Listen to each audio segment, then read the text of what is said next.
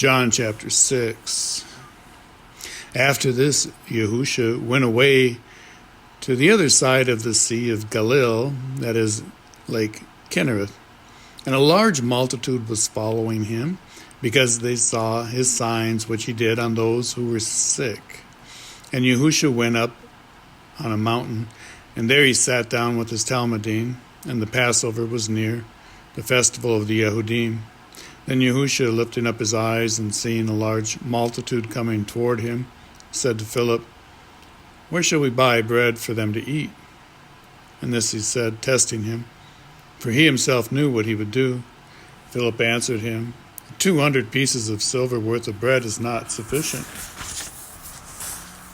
for them, for every one of them to receive a little. One of his talmidim, Andre, the brother of Shimon Kepha, said to him, "Here is a boy who has 5 barley loaves and 2 fishes. But what are these for so many?" And Yahusha said, "Make the people sit down." Now there was much grass in the place, and the men, numbering about 5,000, sat down. And Yahusha took the loaves, and having given thanks, he distributed them to the pupils, and the pupils to those sitting down, and the same with the fish, as much as they wished. And when they were filled, he said to his talmidim, "Gather the broken pieces that are left over, so that none gets wasted." So they gathered them and filled 12 baskets with broken pieces of the 5 barley loaves which were left over by those who had eaten. Then the men, having seen the sign that Yahusha did, said, "This is truly the prophet who is coming to the world." Then Yahusha, knowing that they were about to come and seize him, that they might make him sovereign, withdrew again to the mountain, alone by himself. And when evening came, his pupils went down to the sea and entered into the boat.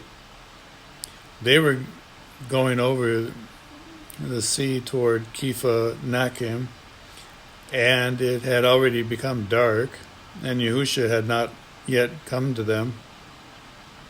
And the sea was rising because a great wind was blowing. When they had rowed about 5 or 6 kilometers, they saw Yahusha walking on the sea and coming near the boat, and they were frightened. And he said to them, "It is I, do not be frightened." They wished therefore to take him into the boat, and at once the boat was at the land where they were going. On the next day, the multitude that was standing on the other side of the sea saw that there was no other boat there except the one into which his pupils had entered, and that Yahusha had not entered the boat with his pupils, but his pupils went away alone. But other boats came from Kinnereth, near the place where they ate bread after the master had given thanks. Therefore, when the multitude saw that Yahusha was not there, nor his pupils, they themselves also entered into the boats and came to Capernaum, seeking Yahusha. And having found him on the other side of the sea, they asked him, "Rabbi, when did you come here?" Yahusha answered them and said, Truly, truly I say to you, you seek me, not because you saw signs, but because you ate of the loaves and were satisfied. Do not labor for the food that is perishing, but for the food that is remaining to everlasting life, which the Son of Adam shall give you, for the Father, Elohim, has set his seal on him. So they said to him, "What should we do to work that works of Elohim?" Yahusha answered and said to them, "This is the work of Elohim, that you believe in him who he sent." So they said to him, "What sign, then, would you do so that we see and believe you?" What would you do? "Our fathers ate the manna in the wilderness, as it had been written, He gave them bread out of the heaven to eat. Therefore Yahusha said to them, Truly, truly I say to you, Moshe did not give you the bread out of the heaven, but my Father gives you the true bread out of the heaven. For the bread of Elohim is he who comes down out of the heaven and gives life to the world. So they said to him, Master, give us this bread always. And Yahusha said to them, I am the bread of life. He who comes to me shall not get hungry at all. And he who believes in me shall not get thirsty at all.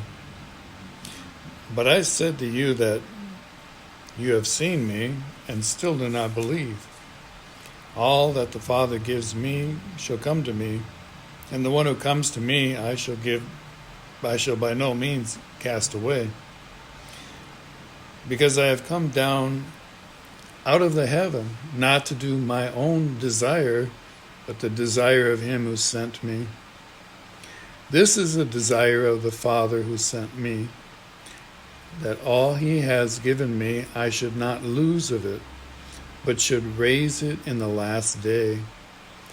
And this is the desire of him who sent me, that everyone who sees the Son and believes in him should possess everlasting life.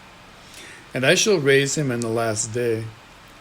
Therefore the Yahudim were grumbling against him, because he said, I am the bread which came down out of the heaven. And they said, Is not this Yahusha, the son of Joseph, whose father and mother we know? How is it then that he says, I have come down out of the heaven?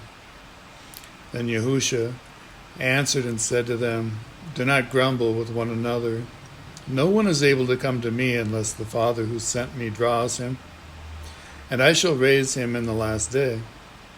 It has been written in the prophets, and they shall all be taught by Yahuwah. Everyone, then, who has heard from the Father and learned comes to me.